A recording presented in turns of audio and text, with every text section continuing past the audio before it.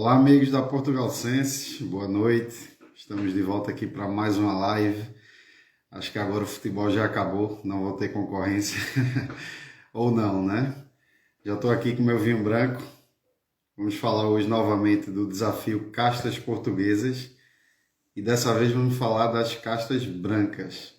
Isso foi um pedido das pessoas que tiveram no primeiro desafio, certo? E a gente achou que fazia todo sentido, porque no primeiro desafio as três castas que ficaram em primeiro lugar eram tintas. Então só falamos de castas tintas, apesar de terem sido citadas castas brancas no primeiro, mas a gente não conseguiu falar um pouco mais delas. Então essa semana lançamos o desafio novamente, castas portuguesas, e dessa vez só com castas brancas.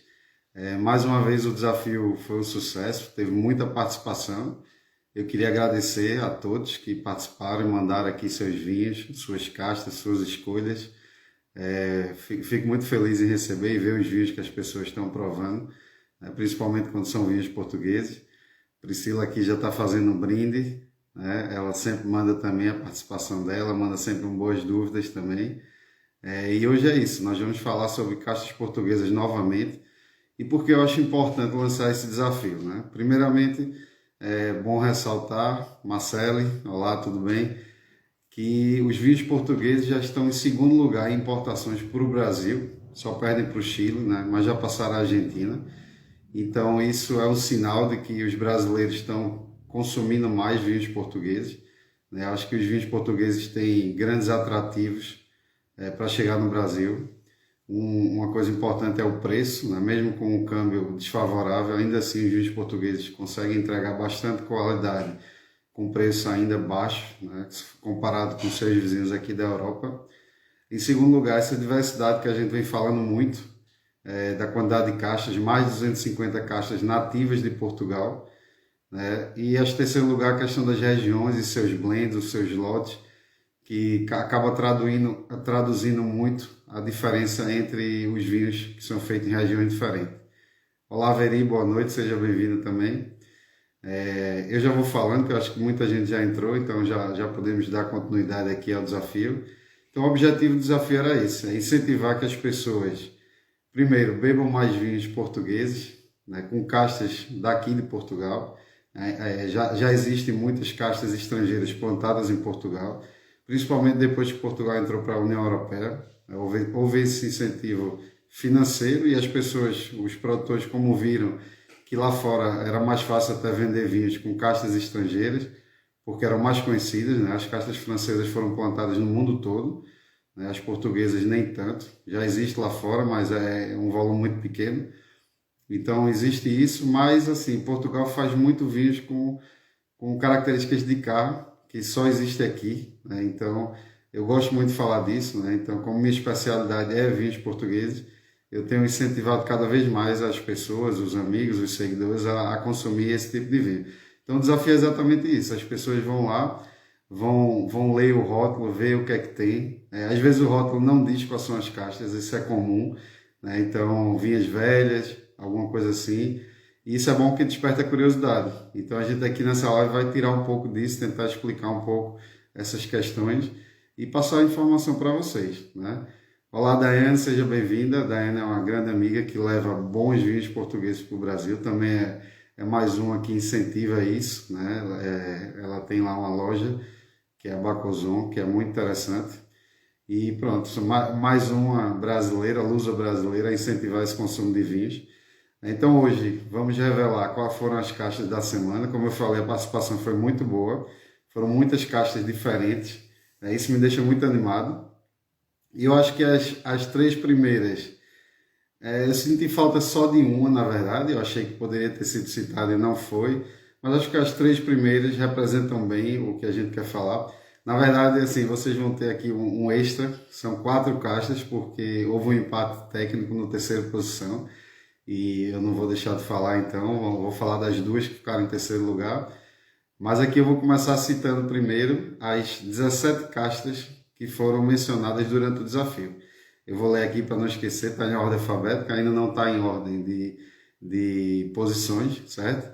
Mas vamos lá, as castas. Foi o Alvarinho, Antão Vaz, Arinto, também é chamado de Pedernã, Bical, Cecial Branco, Cecial com E, Fernão Pires ou Maria Gomes, Folgosão, Fonte Cal, Gouveio, Loureiro, Perrum, Rabigato, Cecial, agora com S, certo? E com I depois. São caixas diferentes, apesar do nome se pronunciar igual, mas aquela primeira era Cecial com E e C no início. Agora eu estou falando Cecial com S no início e I no final.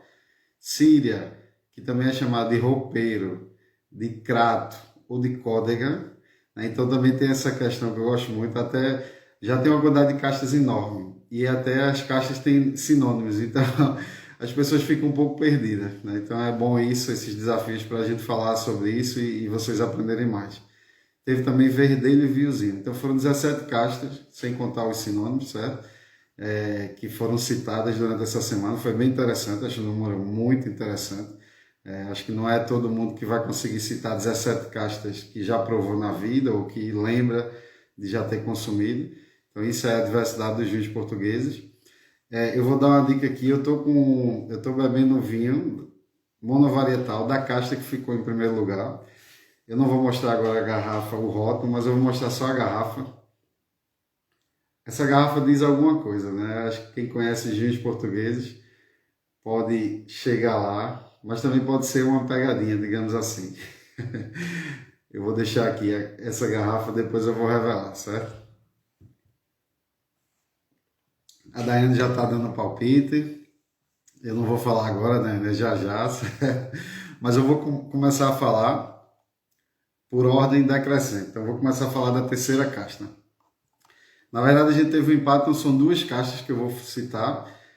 São castas, acho que bem conhecidas, principalmente uma delas. Já vamos descartar aqui o primeiro lugar nessas duas, mas uma delas é bem conhecida e é Alvarinho, né? Poderiam confundir, essa garrafa é muito comum lá nos vinhos verdes, na casta Alvarinho, mas não é Alvarinho que vai ficar em primeiro, essa aqui é do primeiro lugar. Então, em terceiro lugar, teve um empate técnico com 3 citações cada, que foi a Alvarinho e a Rabigato. Até engraçado que a Marcela do Vinho para mim estava torcendo para que a Rabigato saísse, e olha que ela saiu.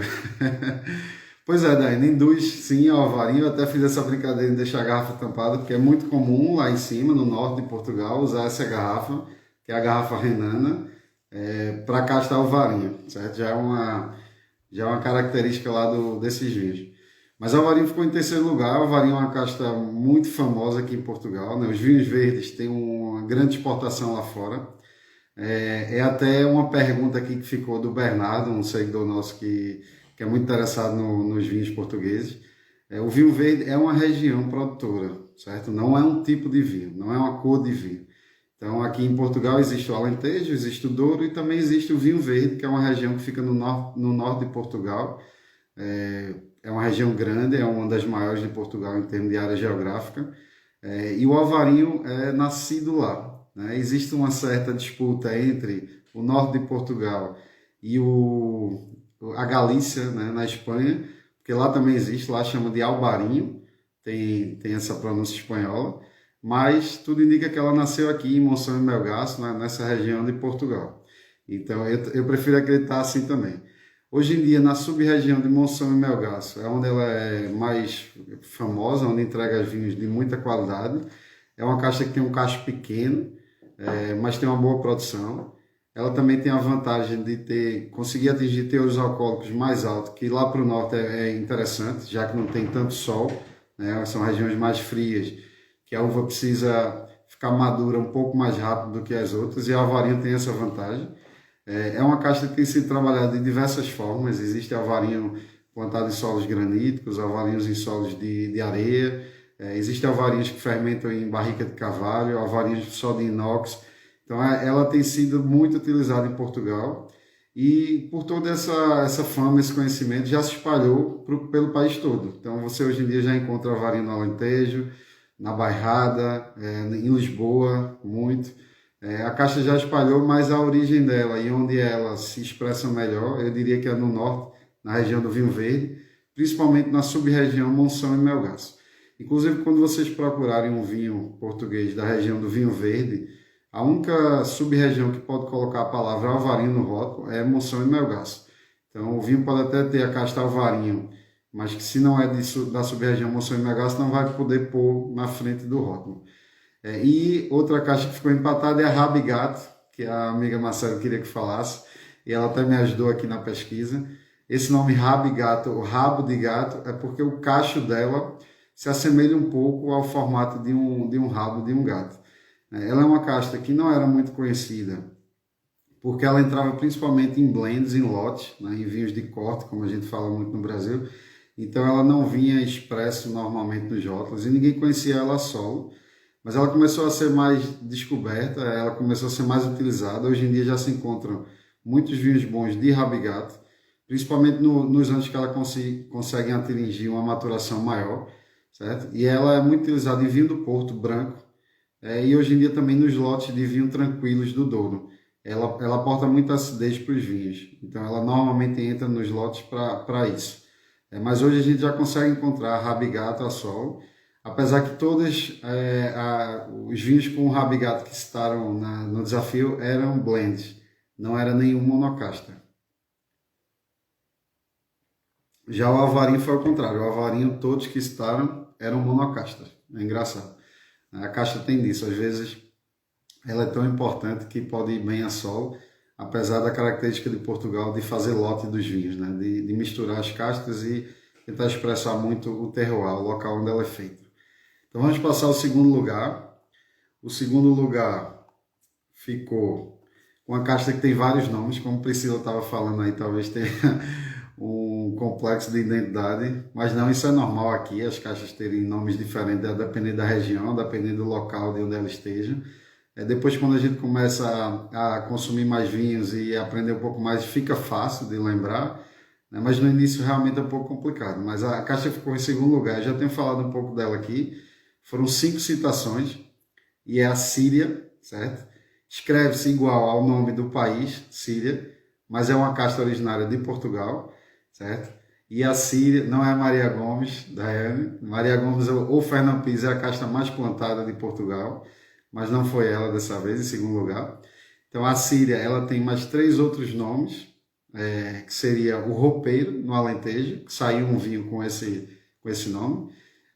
Todos os outros eram com o nome Síria, eram beira interior.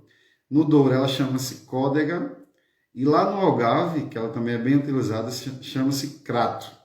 Então são esses 4 nomes, eu vou chamar aqui mais Síria e Roupeiro, que foi o que constou nos vinhos citados, certo? Era um vinho do Alentejo que tinha como Roupeiro, e os outros vinhos eram beira interior, com o nome Síria. Ela é uma caixa que também aporta muita acidez, mas ela tem uma certa característica que não é muito bom para a guarda. É uma acidez que se deteriora um pouco rápido. Então é um vinho que se faz, principalmente se for monocasta, para ser consumido nos primeiros anos. Ela também costuma entrar em lotes, né, para dar essa acidez, essa característica. É uma caixa que não é muito exuberante nos aromas. Eu não falei do alvarinho, mas o alvarinho é muito exuberante aromaticamente falando. A Rabigato também não é, como a Síria, certo? Mas a Síria tem sido redescoberta. Ela tá um pouco espalhada. As regiões que eu falei são regiões interioranas de Portugal, na fronteira com a Espanha, né? Principalmente, né? Ali no Douro, beira interior, depois ali o Alentejo e o Algarve. Ela está nessa parte aí na fronteira com a Espanha, né? E ela gosta assim, de regiões até quentes, mas às vezes o frio também não prejudica, ela consegue aguentar bem. É uma caixa que está sendo redescoberta, como eu falei, usada muito, e é a caixa mais plantada do Alentejo, a caixa branca mais plantada do Alentejo, né? Com esse nome Roupeiro, pouco conhecido porque entra muito nos lotes, né? Acho que o Alentejo, hoje em dia, a caixa mais famosa é a Antão Vaz, e também a Fernão Pires, hoje em dia a Arinto, que está em todo sítio. Então essa ficou em segundo lugar, a Síria, com esses mais 3 nomes diferentes, Roupeiro, Crato e Códega. E agora eu vou revelar o primeiro lugar. Já falaram aqui do primeiro lugar, certo? É uma caixa também que tem mais de um nome. Eu vou abrir aqui minha garrafa. Essa caixa, ela tem uma certa peculiaridade em relação a uma região. Existe uma região portuguesa, uma denominação de origem, né? Existem 31 anos de denominação de origem em Portugal. E uma dessas só é permitido fazer vinhos e espumantes brancos. não se pode fazer vinhos tintos ou rosé ou outras coisas, e só se autorizam 3 castas brancas a ser plantadas nessa região. Mas essa que ficou em primeiro lugar é a casta mais utilizada e aqui é mais famosa. Esse vinho até é engraçado porque ele tem a denominação de origem, essa que eu estou falando, e ele também se chama o nome da denominação de origem. Já temos aqui pessoas acertando, a Daiane, muito bem, Daiane, é isso mesmo. Então a caixa ficou em primeiro lugar com 8 citações, é Arinto, certo? E essa denominação de origem que eu estou falando é Bucelas. Eu vou mostrar aqui o vinho para vocês. Ó. O nome do vinho chama Bucelas, com 2 L. Não sei como eles conseguiram registrar essa marca, porque é muito parecida com o nome da denominação de origem, que tá, deixa eu ver se eu consigo mostrar. A denominação de origem está aqui embaixo. Também é Bucelas, com um L só, certo? Mas essa empresa conseguiu registrar o nome Bucelas com 2 L's, que é a marca. Mas é isso, a Arinto foi a casta mais citada, é a que eu estou bebendo hoje aqui, para fazer todo o sentido. É uma casta que eu gosto muito, por acaso, já falei isso aqui. Conheço alguns enólogos amigos que também gostam muito dela. E a Arinto, dizem que ela veio dessa região, certo? Da região de Bucelas, fica ali próximo a Lisboa, faz parte da indicação geográfica de Lisboa, mas ela se espalhou por Portugal todo. Onde você procurar hoje em dia, tem Arinto plantado, certo? E ela tem um sinônimo que eu não falei ainda, esse sinônimo só é utilizado em uma região, que é lá no norte também, na região dos vinhos verdes, que é Pedernã, certo? Existe esse sinônimo. Os vinhos que não são feitos lá dificilmente vão ter esse nome Pedernã, mas os vinhos que são feitos lá na região dos vinhos verdes têm esse nome. A Arinto também tem essa questão de acidez, né? Hoje em dia se procura muito dar acidez aos vinhos brancos, e com essas mudanças climáticas tem sido cada vez mais difícil, principalmente nas regiões mais quentes, né? Existe essa ligação direta entre o calor e a acidez das uvas, né? O calor faz com que a uva ganhe açúcar, né? Ganhe grau alcoólico e perca acidez. Então, existem certas castas que ajudam nisso, que são castas de ciclo mais tardio e que aguentam bem o calor. E a Arinto é uma delas. Então, a Arinto hoje em dia se espalhou por Portugal todo. Muitos vinhos levam a Arinto, seja para dar mais acidez, seja para dar mais complexidade. Ela é uma casta que passa a estrutura de boca, certo? Eu costumo dizer que ela é uma casta um pouco untuosa, né? Dá uma certa gordura de boca. E ela vai muito bem sozinha, como é esse vinho, né? Dessa região, que é Bucelas, uma região muito tradicional. Mas você encontra ela sozinha também aqui na Bairrada, encontra lá nos Vinhos Verdes, no Regional Minho, em Lisboa, no IG Lisboa você vai encontrar muito Arinto. Aqui em Terra de Cicó, que é uma região que eu tenho falado muito, e que a principal casta é a Fernão Pires, normalmente vem acompanhada do Arinto. A Fernão Pires ela tem, às vezes, o problema de perder um pouco de acidez, e a Arinto vem para complementar isso, né? Então, tem sido um coringa aqui em Portugal. Os enólogos gostam muito. A Natália está dizendo aqui, minha diretora de marketing e assistente, tá lembrando da capacidade de guarda, e é verdade, né? Nós aqui, quando chegamos em Portugal, um dos primeiros brancos com idade que bebemos foi o Quinta Poço do Lobo, das Cavas São João, que era de 94. Ou seja, o vinho tinha mais de 20 anos, um vinho branco, certo? E estava fantástico o vinho, ainda tinha acidez, ainda tinha presença de boca, ainda tinha bons aromas. Então a Arinto tem isso também, né? Os Bucelas, quem já conseguiu guardar Bucelas durante muitos anos vai ver também essa evolução da Arinto. E ela acabou se espalhando por todo o país para ajudar nisso. Ela também é fácil de trabalhar na viticultura, né? É uma casta que tem uma certa resistência a doenças, e foi a mais escolhida. Eu queria deixar também um espaço aqui aberto para perguntas. Eu já respondi um, que foi a do Bernardo, em relação aos vinhos verdes. Mas se vocês tiverem alguma dúvida em relação a isso, aos vinhos brancos portugueses, as castas, fiquem à vontade, enquanto eu estou degustando também aqui o meu Arinto, está fantástico, né?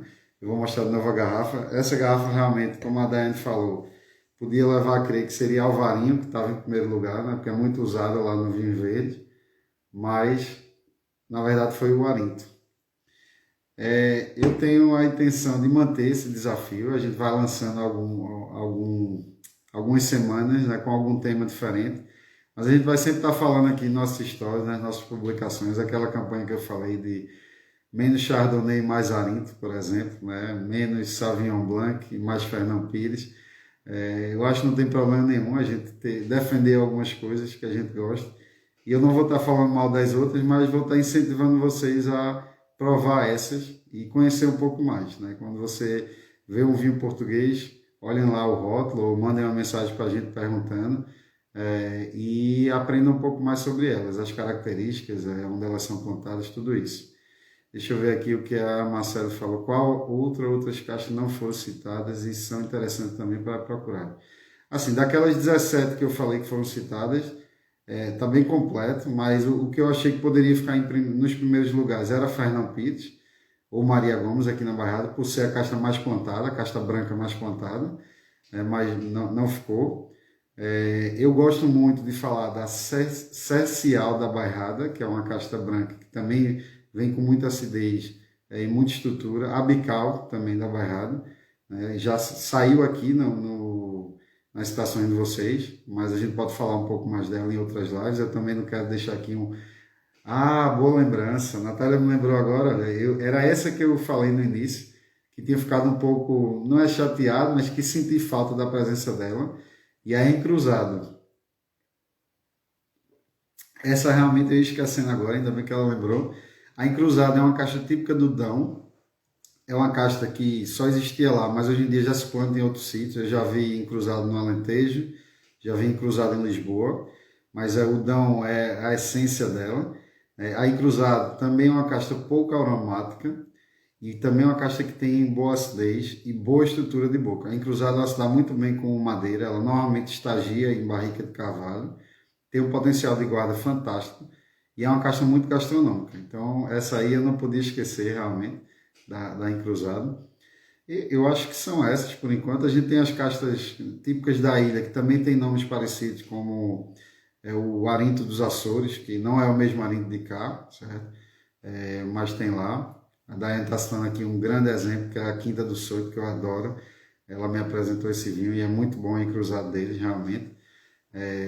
Tem muitas outras brancas que entram nos lotes para dar mais complexidade ou ajudar em alguma coisa dos vinhos. Mas essas citações aqui, essas 17, foram muito interessantes, deu para a gente falar bem sobre elas. E o incentivo é esse, que vocês continuem a beber vinhos portugueses, que vocês continuem a procurar informações. E o que a gente vai fazer aqui é isso, é continuar a falar e a tentar explicar um pouco e desmistificar, né, que é a palavra da moda, essa variedade enorme dos vinhos portugueses. Então, quando eu falo aqui de alguma caixa, normalmente tenho que falar de alguma região, como foi o caso da Encruzado, Arinto, Bucelas, né? Então, Avarinho lá no Vinho Verde, isso é típico daqui, você vai encontrar muito isso. Cada região tem suas castas tradicionais e as pessoas costumam utilizar elas. Eu sei que hoje em dia as castas viajaram um pouco, né? Com todo esse avanço, toda essa facilidade de chegar nos lugares, mas ainda assim, as castas principais, se você for em qualquer região, vão ser aquelas tradicionais, aquelas antigas, as castas autóctones de Portugal. Então isso é muito bom para vocês poderem ver um pouco mais e a gente falar sobre isso. Eu espero que vocês tenham gostado aqui da nossa live. Vamos fazer mais vezes com outros assuntos, chamar alguns amigos para participar. Mas eu gostei muito de estar com vocês nesse domingo à noite aqui em Portugal. Já são 10h30 quase, né? Aí no Brasil 6h30. Foi depois do jogo de futebol, provavelmente vai começar outro já já. A Natália aqui está me oferecendo um queijinho e presunto para a gente harmonizar com o vinho. É bom também. E pronto, fiquem aí, bom restinho de domingo para vocês. Gostei muito de estar aqui com vocês, é sempre bom a gente trocar essas informações. Vamos continuar postando durante a semana. E depois, não sei, deixe algum comentário com alguma coisa que eu não respondi aqui na live. Podem deixar lá, vai ficar gravado no nosso feed. E conto com vocês nos próximos desafios e nessa defesa dos vinhos portugueses. A falar aqui, mandar um abraço para Tiago, para Tânia, 2 Tiagos, né? O Laércio, Henrique, César sempre presente. Sebastião, Bernardo está aqui, a Mari também, Luciano. E eu ainda não sou muito bom em ver aqui os nomes, certo? A Graviela Reis, Denise, é um grande cliente, por sinal a minha mãe também. Tiago Andrade, Ivana, Olha, muita gente boa aqui, viu? Gracinda, Celeste, Luiz Caetano, grande amigo, produtor de vinho também. Margarida, Vanessa, Renata, Pedro Caetano. É isso, pessoal. Muito obrigado. O Tom, né? Meu grande amigo Tom, que está sempre assistindo. Ainda não tem idade para provar vinhos, mas em breve vai ter. Já vai ser um grande conhecedor quando ele tiver essa idade, porque o pai entende muito de vinhos e sempre leva ele para acompanhar aqui nossas lives. E é isso então. Bom domingo a todos. Saúde, com muito vinho português para vocês e até a próxima. Obrigado.